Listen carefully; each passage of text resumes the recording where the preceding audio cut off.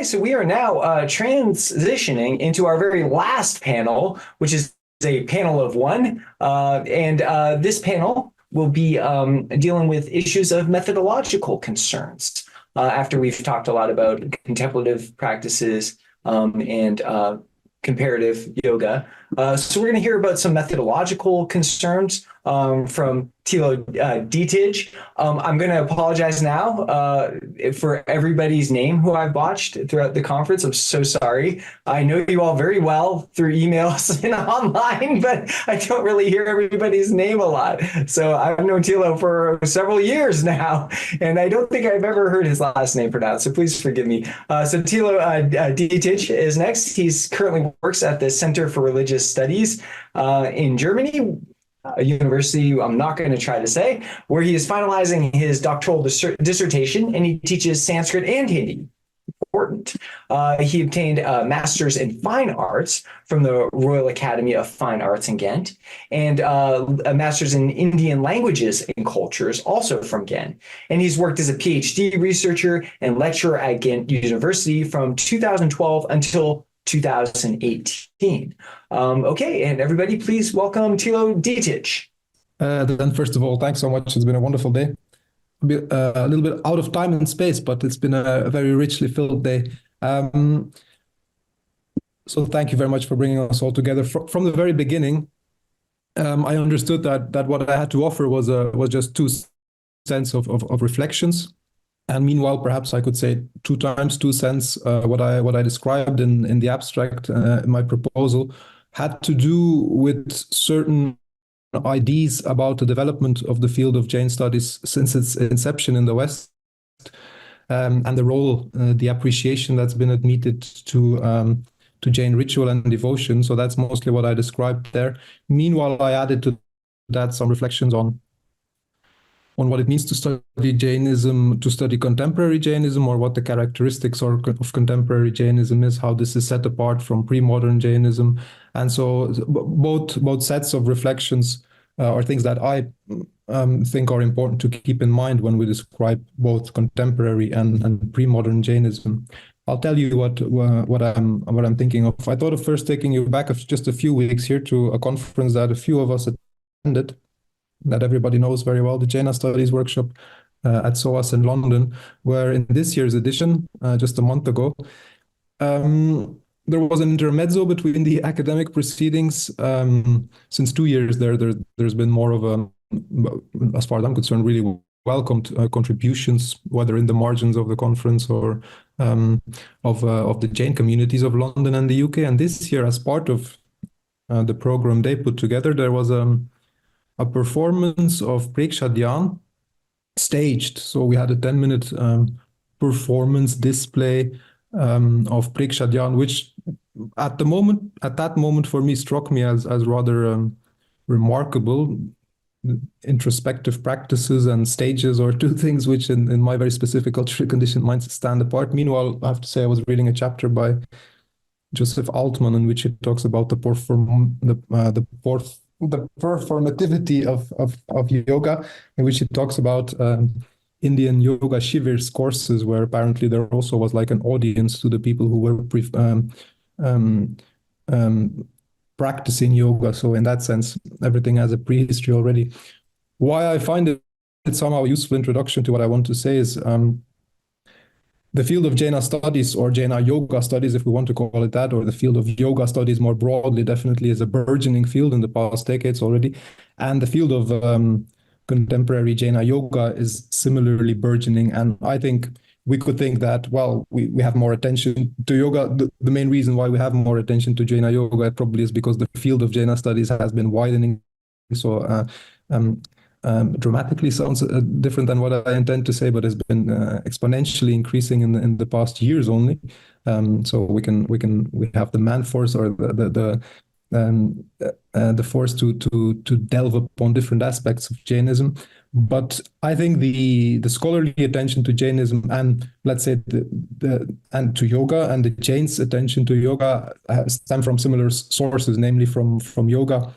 Well, we could say that it's a practice that that clicks well, that fits well, that sells well in the contemporary world, or actually what I come to and what scholars have argued before, yoga is a product of transnational global market economy and consumer markets, etc. So in that sense, perhaps the scholarly attention and the Jain's attention to yoga both stem from the same source, namely from the fact that yoga is something that works well for contemporary people, perhaps to say it in a more neutral way.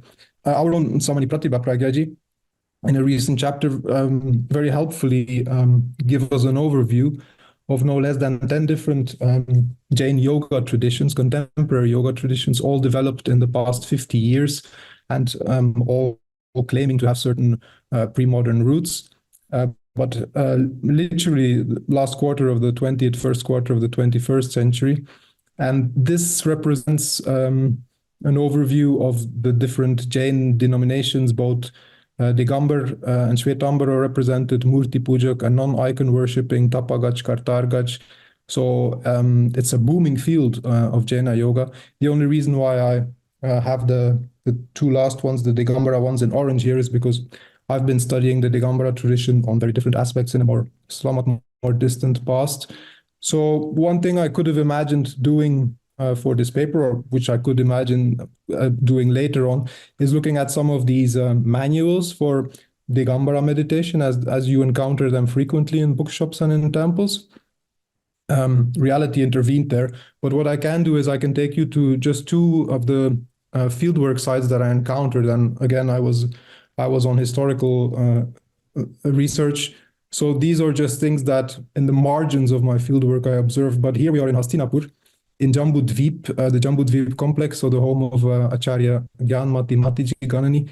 And here what you're looking at, if you can read the entrance board, it says Dhyan Mandir. So here we have an architectural innovation, a completely new structure, this stupa-like mount, meant for meditative yoga practices.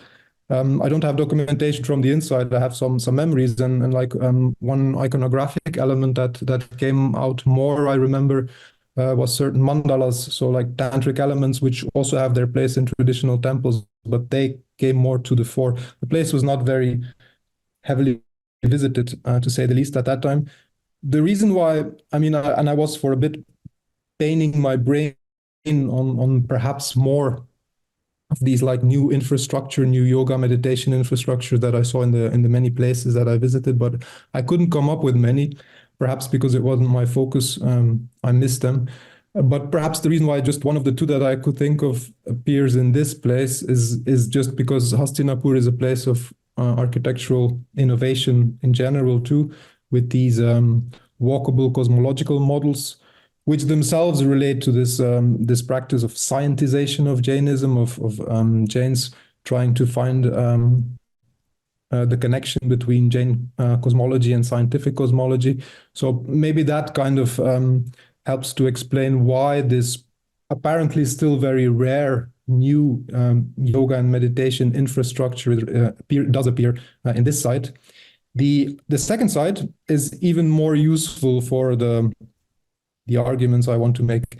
It's a temple perhaps everybody here knows, and that makes it more meaningful that here we also encounter a small meditation room. The Lal Kila, right opposite to the Lal Mandir in Delhi, so I'm staying with the Digambar temples, which the Digambar tradition, which I know best. Directly opposite to the Red Fort in Delhi. And it's, I would call it kind of like a flagship Digambara temple, in the sense that it's one that the Digambars are often particularly proud of, that they would like represent as a good example. Or the first reason for that is its location directly in front of the Red Fort, which somewhat ironically, given contemporary Hindu nationalist government, is still very much a symbol of the central government. So I do understand that historically there was another layer of a bazaar between the Red Fort and the Red Temple, so it didn't stand as directly opposite to the Red Fort as it does nowadays. But the proximity itself, especially as it appears now, is a reason, I suppose, for the Digambars deeming it an important temple, because it stands so close to the temporal, to the secular government, which we see in other towns also. Um, what other elements we find here on the first, the traditional temple, and I'll come back to the reason why I call that a Jain darbar, a Jain court here, is on the first floor, but there's three other elements which I would argue all have a similar function in the sense that Jainism's focus on ahimsa is deservedly well known, but it's not that we find something like an animal hospital, a bird hospital everywhere, and here it's very much there. Bookshops are perhaps more widespread, but it's very prominent on Chandni Chowk, and that reminds me to mention, I suppose it's a place we've all been, and it looks very peaceful here, but we know that it's a terrible place in terms of traffic noise and pollution. So it's the temple inside is very noisy also, but so the bookshop is right there at Chandni Chowk. And then as a third element, I remember it somehow being behind the office rooms on the ground floor. At that time, a few years back during my fieldwork, a little meditation room had been installed on the ground floor, so under the traditional temple. And that I remember being visited. It was made somehow artificially. They tried to like mimic a cave structure. So the idea was really for a meditation cave inside this temple, which still stands as a symbol for political power, so close to the Lal Kila. And then in the middle of Shah Jahan's and still in a very busy part of the city. So I would say that these three elements, the bird hospital, the bookshop, and the meditation cave, perhaps similarly can be seen as actual aspects of Jainism, but perhaps aspects that that contemporary Jains nowadays would like promote more than they practice, or that they very much choose to highlight here, even though the traditional temple, the Jain darbar, and I'll turn to that now, is for Jains across, let's say, Western and Central India, which just because that's the reason which I know best, but for Jains in general, at least for Murti Puja Jains, the Digambaras, the majority being temple going, for them, the traditional temple setting is still what the majority of people would be practicing, and maybe for a small minority, these contemporary yoga practices can come on top of that. But perhaps epistemologically speaking, epistemically and rhetorically, in their self-representation towards the outside world, this Jain yoga practices might be blown up a little bit more than they are actually practiced.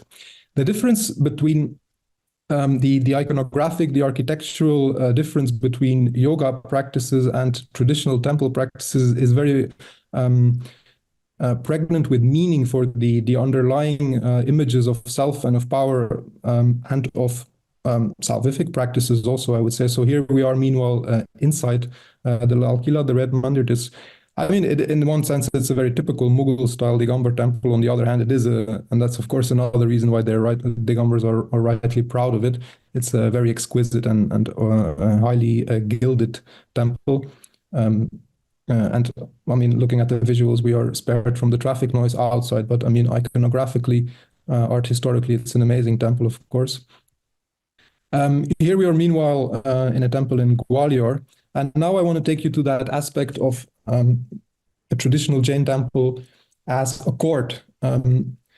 What we have here, this kind of a Vedi, this kind of an altar, where the Jaina sits on what is, I would say, a bit ambiguously. At the same time, it's of course a Samavasarana. So the Jaina is preaching here, and when we go to the temple, we imagine ourselves to be attending the lecturing of the enlightened Jaina. But at the same time, the whole architecture here reminds us very much of a in this case also a Mughal era court setting. So there's an ambiguity, there's a metaphoric play there, and of course here we are in the field of the well-known field of the Jaina represented as a king. So we visit the king, we visit the liberated Tirthankara, but we're also kind of like both the architectural, the iconographic elements play with royal elements, and I mean these kinds of elements that we know very well, the royal parasols, which are still very typically appended above Digambara murtis, and the whisk bearers that are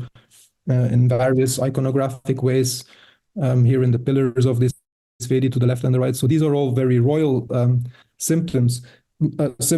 So what I find interesting in that is that the underlying model of Jain practice here of Jain devotional and ritual practice is, let's say, a very uneven model of power, in the sense that the Jaina is the king and we are the devotee, we are subordinate to the king. So our ritual practice, the relationship, is one very much of the subordinate. And that's one element, and I'm running ahead a bit of the way I structured it here, but that element is one of the things that is very different between contemporary yoga practices and traditional pre-modern and still very much continued ritual settings, in which under the influence of democratic values, individualism, we now seek to discover the eternal soul and the ultimate reality by using our own bodies and our own minds. So that, I would say, and I'm sure just not me, is a very characteristic element of contemporary yoga, contemporary Jain and non-Jain yoga, which is very different from pre-modern yogas. And while I'm saying this, I do refer back to something that Professor Long said, in which he was actually like somehow making a different argument and bringing Yashva Vijaya and Vivekananda, and similarly saying that the individual, the psychosomatic entity in Yashva Vijaya, perhaps already I understood, was seen as it is on a very, very widespread basis nowadays as the actual meaning, the actual medium through which we reach liberation, which is very different again from that temple-going model in which we use the murti of the king, who is very different from us, as the focus of our also meditative, contemplative practices.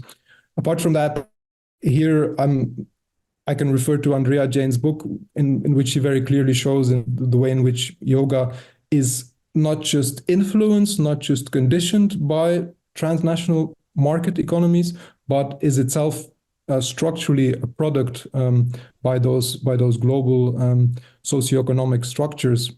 There's other elements like the medicalization, again, the scientificization, which underlays the discourses and the legitimizations of contemporary yogas. The last two elements that I have here, that when Jaina yoga nowadays also speaks about Preksha Dhyana and other traditions about the enhancement of the self, and I think in Chris Chappell's lecture this morning, we also heard elements like the Walt Whitman thing, which spoke about bodily beauty. Well, these kinds of things are actually, as much as I appreciate it poetically, these are, and again, I think I'm not the first one to argue that, but these are the exact opposite of what pre-modern Jain discourses would say about a very dismissive attitude towards the body. And we've heard that being said elsewhere today about pranayama being something that makes you focus too much on the body, whereas the body is something that should be disregarded altogether. So these are like a few differences between pre-modern yoga and contemporary yoga that I think we should not forget about when we study either of both, which are fundamental characteristics of contemporary yoga. The second element I thought of, and that I thought of first, had to do with ritual and devotion, and the development of the field of Jaina studies, in the sense that we come from 19th century Indology, where you had statements like Jacobi's here, and examples like this very famous example here, but examples like this can be multiplied, where worship, ritual, devotion were very much disregarded by these scholars, who were interested in doctrines, in philosophical contents, and that by itself has to do with the development of the field of religious studies from a theological background. So the idea was that we can isolate the essence of religious traditions in their doctrines. So it's a very abstract, decontextualized practice. In the last decades, we've of course developed much more, and I'm a great supporter of these kinds of research focuses where you understand that it's actually the embodied practices, whether they are ritual, devotional, narrative, it's aesthetic, that it is through these means that Jains become the Jains they are, that people do not go to a class of philosophy, they go to a temple and they listen to a story and they perform a ritual and they sing a song, and that this is the way that, if you want to call them that, abstract doctrines are actually embodied. They are in a certain social, architectural, material contexts. That's where people learn about their traditions. So this is a development that the field of Jaina studies has made in, let's say, again, the past 50 years or a bit more also. And that's the basic point that I had in mind first, and I think I can stop here also. Should we now develop an overly stress on Jaina yoga, we might once again lose track of the importance of ritual and devotion and other embodied practices by focusing only on yoga. And that relates to the second element. Yoga is something that, calling it that again, that sells very well, that fits very well the contemporary episteme. So in that sense, we might be tempted to focus on that. But at the very least, I think we have to keep in mind that yoga, ritual, devotion, narrative practices are all part of an integrated set of practices, an integrated worldview, and our categories, of course, got it to pieces in ways that perhaps we should heed ourselves of forgetting that these are all very closely related practices. Well, I mean, Kojan, is it possible that I'm stopping ahead of time here? But that's basically what I had in mind. You're muted though. Sorry, no, I said you're about right. I had you scheduled to 2:40, but we had a 5-minute late start. So you're about exactly right, 2:45. If you want to conclude, sure. If you have anything else, you're free to share that too. Yeah, that's true. I had an encore. I just wasn't sure about how it relates to, how it relates to everything else I said. It's a very different thing, so I can add it. The Vipassana teacher Satyanarayana Goenka, in his discourses to the 10-day courses of Buddhist Theravada meditation that are taught all over the world, in his evening courses often refers to the Jains, and he refers to them in several times in two ways. He says that when I started teaching in India, so many Jains and Jain monks came to my courses, and I always wondered who these Jain monks were. Then he also says, when we started organizing courses in India, then we used to organize them first at rented locations like mosques and schools and Jain temples. So then I wondered who what those Jain temples were. And until a few years back already, I think I encountered, and I don't know the further context, but I encountered this photo of him probably concluding here a course. Goenka is right in the middle there, with students at Ladnoon in 1974, a year before Acharya Mahapragya launched his Preksha Dhyan. So we're looking at very close historical connections here between Jain and non-Jain yoga.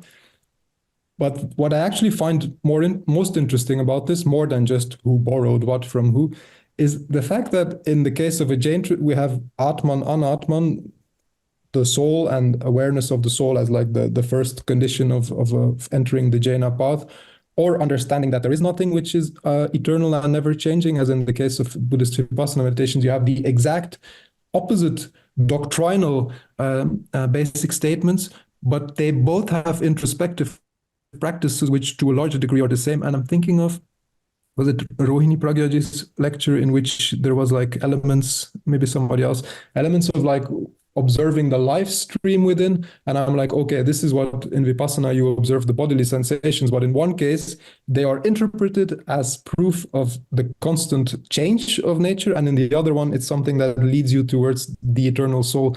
So it's not related to the rest of the talk, but I found it interesting how very similar physical practices can be used to support supposedly doctrinal stances which are diametrically opposed. So that was the encore, Kojan. Thank you.